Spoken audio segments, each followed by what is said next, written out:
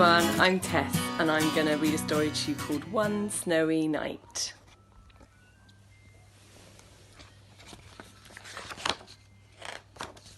This is Beau and Jude's one of the most favourite books.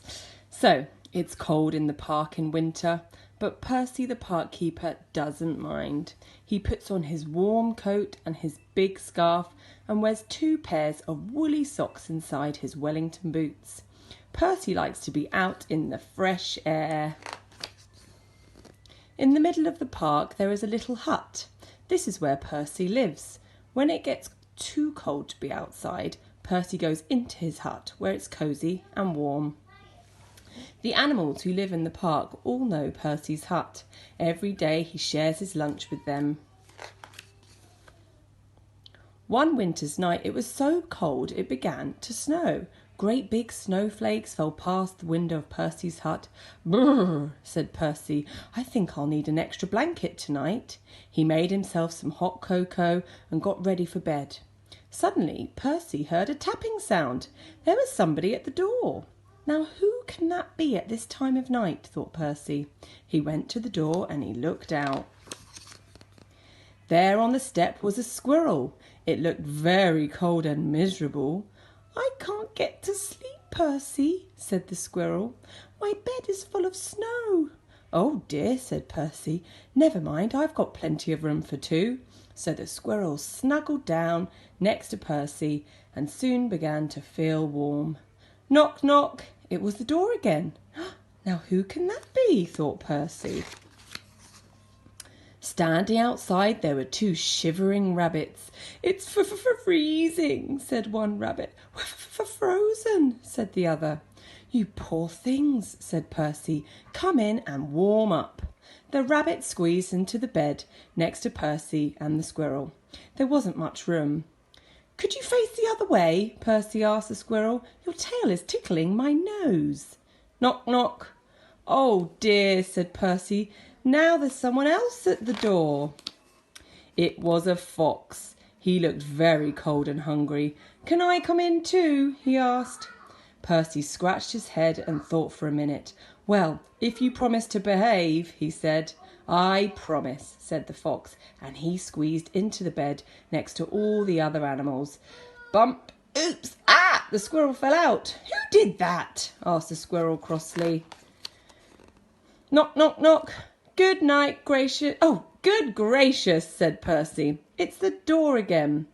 This time Percy had quite a surprise. There on the step was a badger, 2 ducks, a hedgehog, and a whole family of mice, and they all wanted a bed for the night. Poor old Percy and poor old Percy's bed.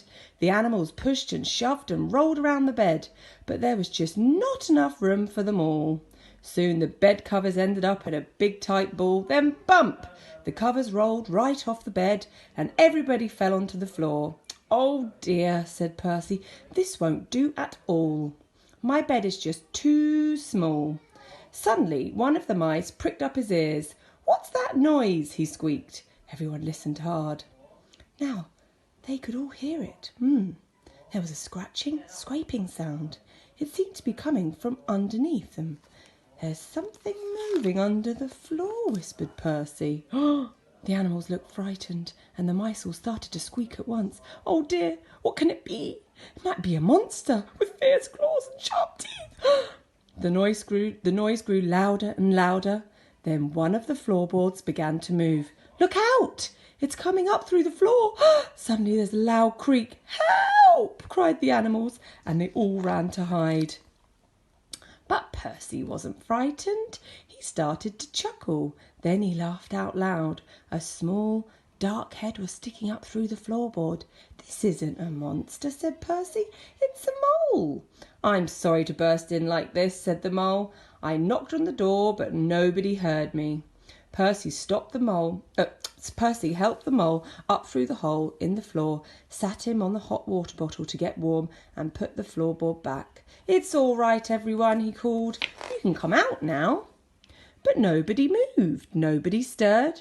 Nobody wanted to come out. The squirrel was tucked away in the pocket of Percy's dressing gown. The hedgehog was in his coat. The fox, the rabbit and the badger and the ducks were all safely hidden away. The mice had even squeezed themselves into Percy's slippers. Everyone had found a cosy bed. Well, I never, said Percy. Percy yawned and snuggled down in his own bed once again. That's better. Now I've got plenty of room, he said, and a little to spare for a mole. Hope you enjoyed that story. That's one of our faves. Have a lovely day. Bye.